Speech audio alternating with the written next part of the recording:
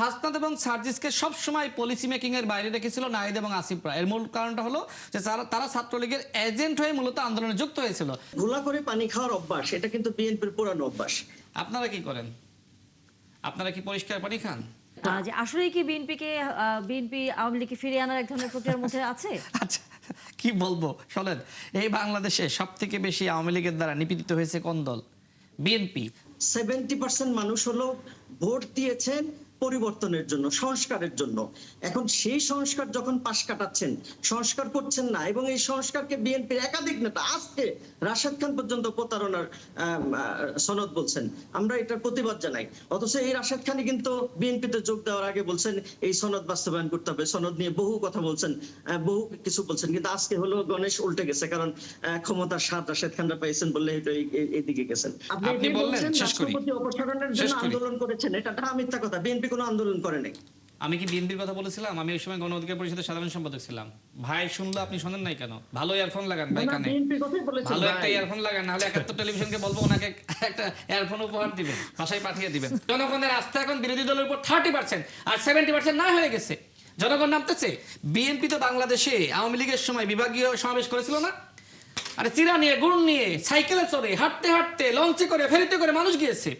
আমাদের এই যে বিরোধী দল, তারা বলতেছে জনগণ আমাদের সাথে আছে। কোথায় এই ঘটনা আপনি দেখেছেন? আপনি তো সাংবাদিক। কামরুল হাসান, বিরোধী দলের উপরে জনগণের ন্যূনতম আস্থা নাই। বিরোধী দলের পতন শুরু হয়েছে ইতিমধ্যে। 70% পতন হয়ে গেছে। আমরা কামরুল হাসানের কাছ থেকে একটু শুনি। এবার একটু শুনেন। জি, আপনি রাশেদ খান অনেক কথা বলেছেন এবং দুইবারে মোটামুটি উনি আমরা দুইজন যা বলেছি তার ডাবল বলেছেন। আমি আশা করছি প্রথম কথা হলো যে রাশেদ খান একদম শুরুতে একটা কথা বলছেন যে ওনার সরকার হলো খুব শক্তিশালী সরকার, এবং হলো সেই শক্তিশালী মানে জনগণ শক্তিশালী সরকার পছন্দ করেন এবং ওনাদের সরকার শক্তিশালী। তো এই কথা বলে তিনি আবার বলেছেন যে কেয়ারটেকার গভর্নমেন্টের সময় মানে ওনারা শক্তিশালী, বিএনপি শক্তিশালী, কেয়ারটেকার গভর্নমেন্টের সময় ওনারা রাষ্ট্রপতির অপসারণের জন্য আন্দোলন করেছেন, আন্দোলন করে ওনারা ব্যর্থ হয়েছেন। তার মানে তিনি একদিকে বলছেন বিএনপি শক্তিশালী, আরেকদিকে তিনি যেটা বলছেন তাতে বোঝা যাচ্ছে বিএনপি দুর্বল। তার মানে তার কথাটা আসলে সত্য না। এক। দুই নম্বর হলো বিএনপি কেয়ারটেকার সরকারের সময় একদিনের জন্য রাষ্ট্রপতি অপসারণের জন্য আন্দোলন করেনি। রাশেদ খান যে দাবি করেছেন এই দাবিটা অসত্য। আচ্ছা, আপনি মনে হয় আমার বক্তব্য শুনেন নাই। আপনি কথা বলবেন না, আমি আপনার কথার সময় একটা টু শব্দ বলি। আপনি থামেন, আপনি নোট করেন, প্রয়োজনে শেষে কথা বলবেন, প্রশ্ন করবেন। এখন আসেন, উনি বারবার বলছেন যে আপনারা ভুল করেছেন, আপনারা এই সংবিধানের অধীনে শপথ নিছেন, আপনারা আপনারা আপনারা। আমার প্রশ্ন হলো আমরাই হই, তাহলে ওনারা কি অভ্যুত্থানের শক্তি না? বিএনপি কি এই জুলাই আন্দোলনের শক্তি না? জুলাই আন্দোলনের তাদের কি ভূমিকা নাই? যদি থেকে থাকে তাহলে তারা সহিত আলোচনা হয়েছে, তারা সহিত এই সরকারের মানে এই সংবিধান, এই সংবিধানের আন্ডারে তারা শপথ নিয়েছে। তাহলে ভুল যদি করে তাহলে তো বিএনপিও ভুল করেছে, ভুল যদি করে তাহলে সবাই ভুল করেছে। সেকেন্ড কথা হলো, থার্ড কথা হলো যে দেখেন এনসিপির কথা বলছেন, এনসিপি কিন্তু জুলাইয়ের ওই যে 5ই আগস্টের পরে এনসিপি কোনো দল ছিল না। এনসিপি হলো দল হইলো নাহিদ ইসলাম পদত্যাগ করে, মন্ত্রী থাকার পরে পদত্যাগ করে তারপরে হলো দল করছেন। সুতরাং এনসিপি সেই সময় কিন্তু কোনো দল ছিল না।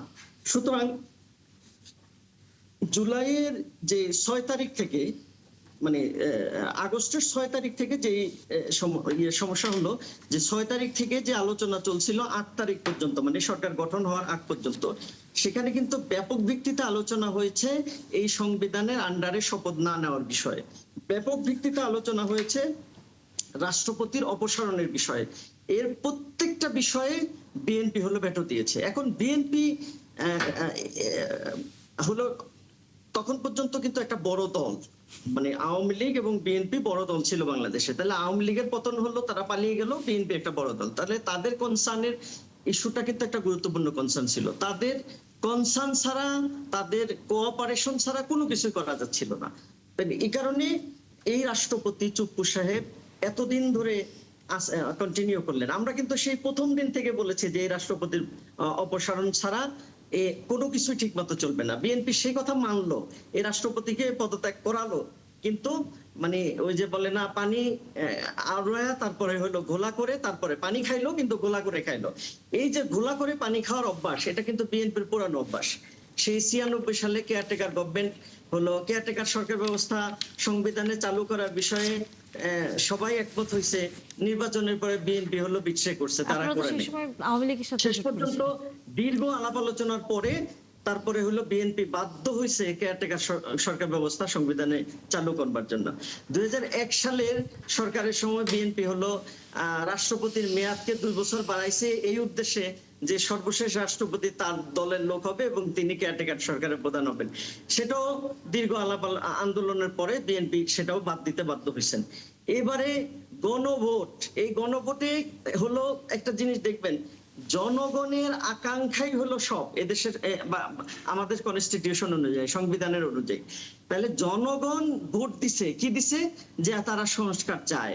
তারা হলো একই ব্যক্তিকে দলের প্রধান, সরকার প্রধান, তারপরে রাষ্ট্রপ্রধান, সবকিছু প্রধান হয়ে বিশাল ক্ষমতা সম্পন্ন হয়ে তিনি হলো স্বৈরাচার হয়ে যাবেন এবং স্বৈরাচার হয়ে জনগণের উপরে জগদ্দল পাথরের মতো চিল্লে বসবেন।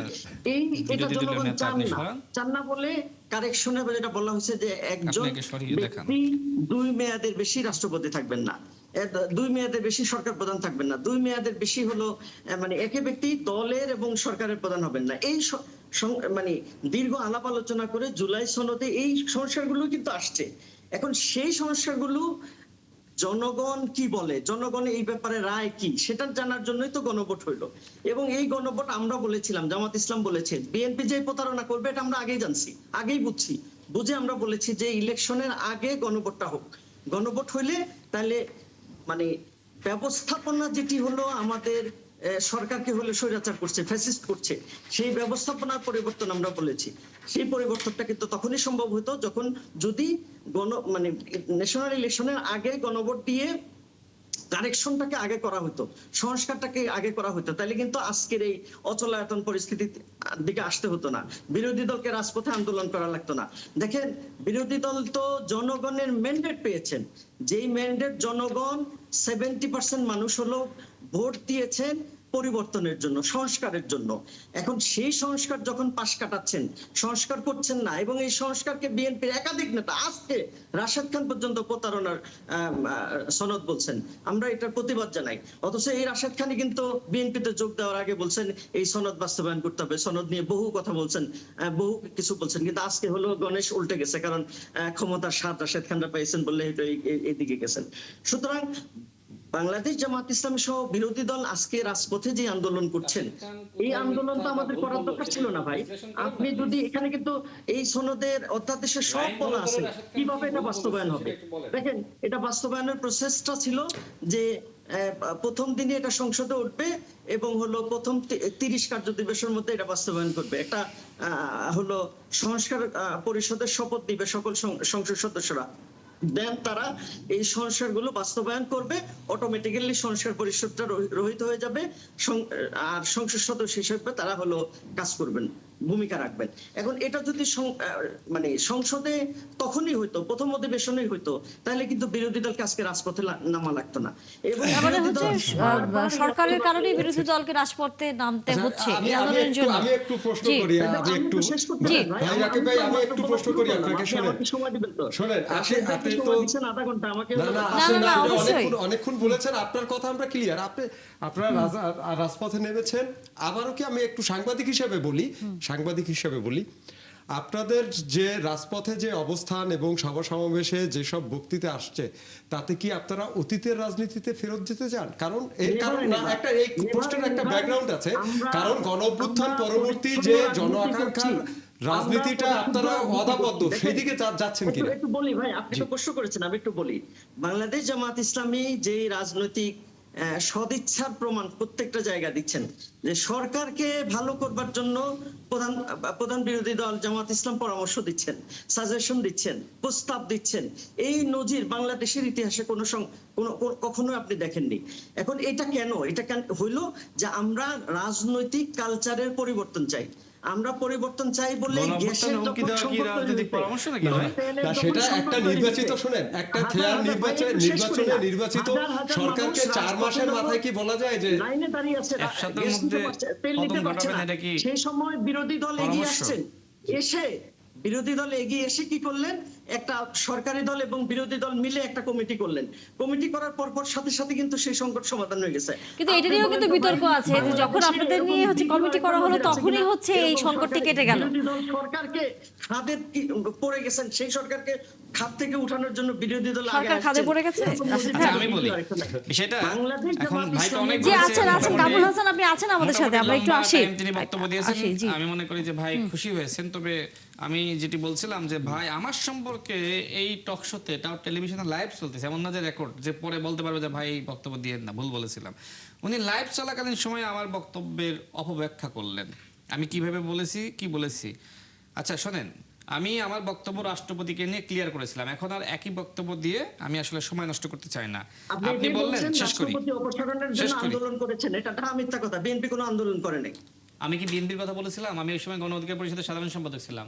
ভাই শুনলো, আপনি শোনেন নাই কেন? ভালো ইয়ারফোন লাগান ভাই কানে, ভালো একটা ইয়ারফোন লাগান, নাহলে 71 টেলিভিশনকে বলবো ওনাকে একটা ইয়ারফোন উপহার দিবেন, বাসায় পাঠিয়ে দিবেন, পার্সেল করে পাঠিয়ে দিবেন। না না, রেকর্ড আছে, আপনি বিএনপির কথাই বলছেন। আপনি যখন আপনার দলের ফিরিস্তি বলতেছেন তখন এই কথা বলছেন। আচ্ছা ওটা আলাদা করে আমি ওই সময় গণ অধিকার পরিষদের সাধারণ সম্পাদক ছিলাম। আচ্ছা ওই সময় শোনেন, ছিলেন, কিন্তু আমার কথা একটু শোনেন, বহু বলেছেন আপনি, খুশি তো? এবার শোনেন, বিএনপি ঘোলা পানিতে, মানে পানি ঘুলিয়ে খায়, তাই তো বললেন? মানে বিএনপি পানি খায় কিন্তু ঘুলিয়ে খায়। আচ্ছা আপনারা কি করেন? আপনারা কি পরিষ্কার পানি খান? শোনেন, এই বাংলাদেশে জামাত ইসলামের যত ভুল, বাংলাদেশ জন্ম নেওয়ার আগে জামাত ভুল, এগুলো বলতে গেলে কয়েক ঘন্টা লাগবে। আমি কয়েকটা ভুল আপনাদের ধরিয়ে দিই। প্রথমত, এই বাংলাদেশের স্বাধীনতাই তো আপনারা চাননি। আচ্ছা পাকিস্তানের স্বাধীনতা আপনারা চেয়েছিলেন? সেটাও তো চাননি। অথচ আপনারা বলেন যে পাকিস্তান আমাদের ইমোশনের নাম। আপনারা ব্রিটিশদের এক প্রকার গোলামি করে আপনারা ক্ষমতাসীনদের সাথে মিলেমিশে ক্ষমতা ভাগ করে টিকে থাকতে চেয়েছিলেন, তাই না? পাকিস্তান আপনারা চাননি। তাহলে যে পাকিস্তান ভাঙার জন্য বলেন আর স্বাধীনতার জন্য বলেন, বাংলাদেশের জনগণ, এই বাংলার জনগণ আন্দোলন করলো, তখন আপনারা কি বললেন? যে দেশ ভাঙা যাবে না। আচ্ছা, তাদের দ্বিতীয় ভুল। আচ্ছা ৮৬-তে আপনারা কি করলেন? আপনারা যে জাতীয় পার্টির অধীনে বা এরশাদের অধীনে নির্বাচনে গেলেন আওয়ামী লীগকে সাথে নিয়ে, এটা কি আপনাদের ভুল না? এই ভুলটা আপনারা কেন করেছিলেন, তাই না? এর কোনো উত্তর দিয়েছেন? ৯৬-তে আপনারা খুব গর্ব করেন যে আমরা ওই সময় কেয়ারটেকার গভর্নমেন্টের জন্য আমরা আন্দোলন করেছি। দেখেন ওই সময় বিএনপি চাইলে তো তারা ক্ষমতা ধরে রাখতে পারত, কিন্তু বিএনপি কিন্তু সাংবিধানিক ধারাবাহিকতা সৃষ্টি করেছিল, নির্বাচন দিয়েছিল, তাই না? তত্ত্বাবধায়ক সরকারের দাবি কিন্তু মেনে নিয়েছিল। সেটা ঐতিহাসিক সিদ্ধান্ত ছিল। বিএনপি দল হিসেবে ফেরেশতাদের দল না।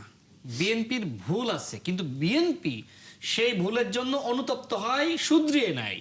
আর জামাত ইসলাম তার ভুল স্বীকার করে না। আপনি ৭১-এ এই দেশই চাননি, আপনি আপনার এই ভুলের জন্য ক্ষমা চাইছেন? এখনো পর্যন্ত তো আনুষ্ঠানিকভাবে চাননি। আপনাকে তো বাংলাদেশে রাজনীতি করার অধিকারই নাই। আপনি যে রাজনীতি করতেছেন এটাও তো বিএনপির দেওয়াই, তাই না? শহীদ প্রেসিডেন্ট জিয়াউর রহমান যদি রাজনীতি করার সুযোগ জামাতকে না দিত, রাজনীতি করতে পারতো? মানে তাদেরকে সুযোগ দিয়েছিল, কিন্তু সেই সুযোগের অপব্যবহার করলো। আচ্ছা দেশনেত্রী বেগম খালেদা জিয়া যদি জামাতকে সাথে না নিত, জীবনে মিনিস্ট্রি চোখে দেখতো, তাই না?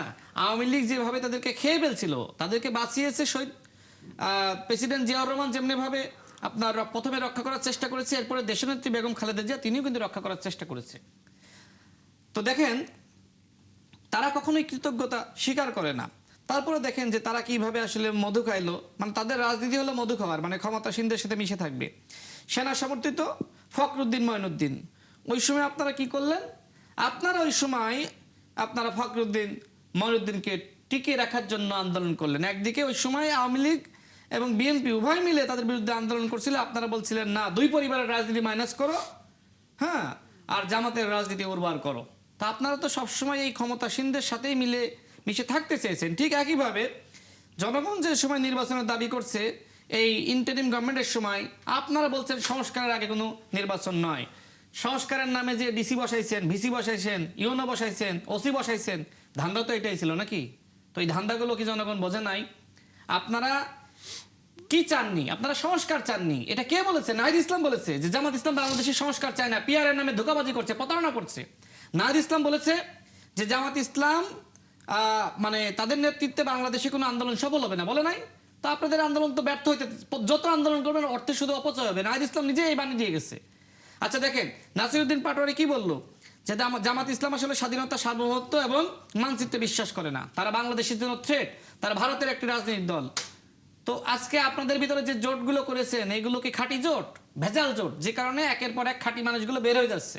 আমি খেলাফত মজলিসকে ধন্যবাদ জানাই যে তারা শরিয়া আইন প্রতিষ্ঠার রাজনীতি করে তারা ভুল বুঝতে পেরে বের হয়ে গেছে, আমি তাদেরকে ধন্যবাদ জানাই। খেলাফত আন্দোলন আপনাদের প্রতারণা বুঝতে পেরে বের হয়ে গেছে, ইসলামী আন্দোলন বাংলাদেশ আপনাদের প্রতারণা বুঝতে পেরে বের হয়ে গেছে, এনসিপি তো শিশু সংগঠন, তাই না? এনসিপিও তাদের ভুলগুলো বুঝতে পারতেছে। আমি মনে করি যে তারাও খুব দ্রুত এই জামাত ইসলাম থেকে বের হয়ে আসবে, এরপরে আপনারা একা হয়ে যাবেন। বিএনপি আপনাদেরকে বারবার আপনাদেরকে আশ্রয় দিয়েছে, অথচ আপনারা প্রতিদিন আপনারা বিএনপির বিরুদ্ধে গণঅভ্যুত্থান হুমকি দিচ্ছেন। গণঅভ্যুত্থান কি সস্তা নাকি? জীবনে নেতৃত্ব দিচ্ছেন বাংলাদেশের কোন আন্দোলনের? গণঅভ্যুত্থান কখনো ঘটিয়েছেন? সবসময় তো আন্দোলনের বিপক্ষে অবস্থান নিয়ে ক্ষমতাসীনদের সাথে মিলেমিশে মধুগাড়ি খেতেছেন। এখন এনসিপির কিছু নেতৃবৃন্দকে ব্যবহার করে আজকে বিএনপিকে প্রতিনিয়ত গালিগালাজ করাচ্ছেন। শোনেন, এর পরিণাম কিন্তু আপনাদের ভোগ করা লাগবে। একসময় কিন্তু এই বিএনপি আপনাদেরকে বাঁচাইছে, এরপরে যদি আপনাদের এই কারণে, আপনাদের এই হট্টগোলের কারণে সুযোগ নিয়ে আওয়ামী লীগ বাংলাদেশে ফিরে আসে,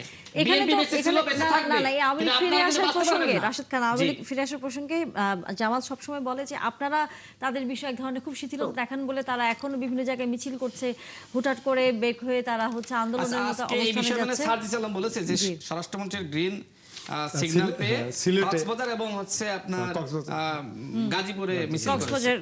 শোনেন, কিছুদিন আগে তো একটা সংবাদ প্রকাশিত হয়েছিল সমকালে, সেখানে চট্টগ্রামের একজন এনসিপি নেতা ছাত্রলীগের মিছিল করতে দিবে এই জন্য ডিল করেছিল। সমকালে সংবাদ প্রকাশিত হয়েছিল না? সার্জিস আলম সেও তো ছাত্রলীগের কর্মী ছিল, তাই না? হাসনাত এবং সার্জিসকে ছাত্রলীগের এজেন্ট হিসেবেই কোটা সংস্কার আন্দোলনে যুক্ত করা হয়েছিল। এই হাসনাত এবং সার্জিস কি অপরাধ করেছিল জানেন? তারা অপরাধ করেছিল, ছাত্র অধিকার পরিষদ তো 18 সালে নেতৃত্ব দিয়েছে এবং সেই সংগঠনের সভাপতি বিনিয়ামিন মোল্লা ছিল ওই সময়। এবং আমরা যে সময় 18 সালে অ্যারেস্ট হয়েছিলাম তখন আমি সহ ফারুক হাসান আরো কয়েকজন, তখন বিনিয়ামিন মোল্লা সহ কয়েকজন নেতৃত্ব দিয়েছিল, মানে আমরা যে সময় জেলে, তার মানে সে গুরুত্বপূর্ণ ভূমিকা রেখেছিল। 24 সালে যে সময় কোটা ফিরে আসলো, তাহলে যেহেতু ছাত্র অধিকার পরিষদ ওই আন্দোলনের লেগাসি বহন করে, তারা কিন্তু রাজপথে নেমেছিল। এই হাসনাত আব্দুল্লাহ কি করেছিল জানেন?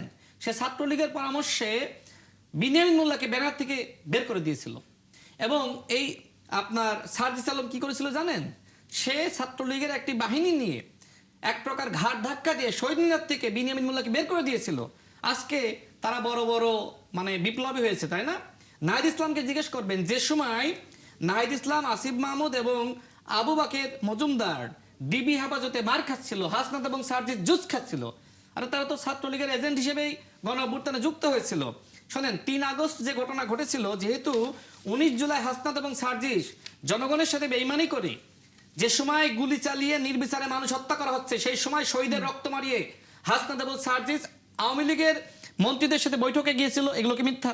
আচ্ছা, এই ঘটনার জন্য এখনো পর্যন্ত হাসনাত এবং সার্জিসকে ক্ষমা চাইছে? তারা যে শহীদের রক্তের সাথে বেইমানি করলো, তাদের তো বিচার হওয়া উচিত।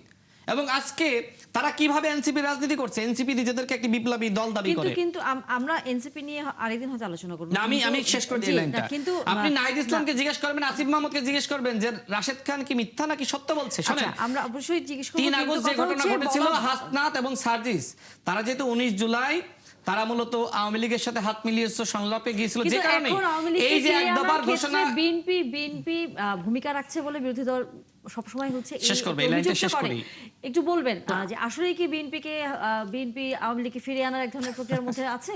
আচ্ছা, কি বলবো শোনেন, এই বাংলাদেশে সবথেকে বেশি আওয়ামী লীগের দ্বারা নিপীড়িত হয়েছে কোন দল? বিএনপি। জুলাই গণঅভ্যুত্থানে সবথেকে বেশি শহীদ হয়েছে কোন দলের নেতাকর্মীরা? বিএনপি। জামাত ইসলামের কতজন শহীদ হয়েছে আমরা এখনো পর্যন্ত জানি না, সংখ্যাটা কম না হলে তো তারা প্রকাশ করতো। তারা যেভাবে ক্রেডিট নাই, তাদের সাদিক কায়েম নাকি গণঅভ্যুত্থানের মাস্টারমাইন্ড, গতকাল দক্ষিণ জামাত ইসলামের কথা বলেছে ভাই, গণমাধ্যমে প্রকাশিত হয়েছে না? এরপরে নুরুল ইসলাম বুলবুল, সে নাকি জুলাই গণঅভ্যুত্থানের মহানায়ক। এগুলো দক্ষিণ জামাত ইসলাম প্রকাশ করেছে। আমরা শহীদদেরকে এভাবে ভাগ করতে চাইনি এখন পর্যন্ত। আরে শহীদের একজন মাকে আপনারা এমপি বানিয়েছেন, প্রতিদিন টকশোতে বলতেছেন আর বলতেছেন যে শহীদদেরকে ভাগ করতে চান না। জামাত ইসলাম শহীদদেরকে হলো সে যেই মত পথের শহীদ হোক, এই আন্দোলনে সকল মত এবং পথের মানুষ অংশগ্রহণ করেছে, শাহাদাত বরণ করেছে সকল মত এবং পথের লোক। আপনারা শহীদ পরিবারকে 50,000 টাকা দিয়ে সব জায়গায় বলে বেড়াইতেছেন, হ্যাঁ, লাইভ ক্যামেরা অ্যাকশন সব জায়গায় প্রচার করতেছেন আর বলছেন যে শহীদের সংখ্যা আমরা প্রকাশ করব না। সকল শহীদকে ধারণ করেছি, বাংলাদেশের যে কজন শহীদ হয়েছে সবাই আমাদের শহীদ, সকল মানুষ আমাদের। খুব ভালো। আচ্ছা, আপা যে প্রশ্ন করলেন শোনেন, আমি ওই ঘটনা আগে শেষ করি। তো 3 আগস্ট এক দফার ঘোষণা হবে, সেখানে হাসনাত এবং সার্জিস যাতে কোনো ধরনের নেতিবাচক ভূমিকা না রাখতে পারে, ওই প্রক্রিয়াকে এক ধরনের বলা যায় যে ওই প্রক্রিয়াকে কিভাবে বন্ধ করা যায়, বানচাল করা যায়, সেই জন্য একটা গ্রুপ কিন্তু প্রস্তুত ছিল তাদেরকে প্রতিহত করার জন্য। হাসনাত এবং সার্জিস যদি কোনোভাবে 19 জুলাই যে বেইমানি করেছিল, 3 আগস্ট যদি হাসিনার পক্ষে কোনোভাবে অবস্থান নেয়, তাদের ওই প্রক্রিয়াকে প্রতিহত করার জন্য একটা গ্রুপ প্রস্তুত ছিল। অর্থাৎ হাসনাত এবং সার্জিসকে সবসময় পলিসি মেকিং এর বাইরে রেখেছিল নাহিদ এবং আসিফরা। এর মূল কারণটা হলো যে তারা ছাত্রলীগের এজেন্ট হয়ে মূলত আন্দোলনে যুক্ত হয়েছিল। আজকে সেই ছাত্রলীগের এজেন্টরা, গণঅভ্যুত্থানের সময় যারা এজেন্ট হয়ে আন্দোলনে যুক্ত হয়েছিল, তারা আজকে আমাদের মাননীয় স্বরাষ্ট্রমন্ত্রীকে বলছে যে তার গ্রিন সিগন্যাল পেয়ে নাকি ছাত্রলীগ মিছিল করতেছে। আচ্ছা, স্বরাষ্ট্রমন্ত্রী গুম হয়েছিলেন, যে শেখ হাসিনার দ্বারা এত নিপীড়িত হয়েছিলেন, তিনি কিছুদিন আগে বললেন যে আপনার আওয়ামী লীগের পতন হয়েছে বাংলাদেশে, দাফন হয়েছে দিল্লিতে। নোয়াখালীতে যখন হচ্ছে ছাত্রলীগের একটি মিছিল দেখি, তখন সেখানে পুলিশের ভূমিকা নিয়ে প্রশ্ন উঠেছে যে কেমন করে নিষিদ্ধ এই সংগঠন তারা হচ্ছে এই মিছিলটি বের করতে পারেন, এবং মিছিল বের করার সময় সেখানকার স্থানীয় পুলিশ তারা হচ্ছে সরে গিয়ে তাদেরকে এই মিছিলটি করবার সুযোগ দিয়েছে। মিছিল বের করার সুযোগ পাচ্ছে যে ভাইদের জন্য। এক মিনিট শেষ করে দিই, ভাইদের জন্য কিভাবে জামাতের আমির গণঅভ্যুত্থানের পরে, এক মিনিট শেষ করে দিই, জামাতের আমির শেষ হয়ে যাবে, শেষ হবে 30 সেকেন্ডে শেষ হবে। জামাতের আমির গণঅভ্যুত্থানের পরে কি করেছে? বিরতির পরে সাধারণ সভা ঘোষণা করা হয়, এর মধ্যে দিয়ে তো তারা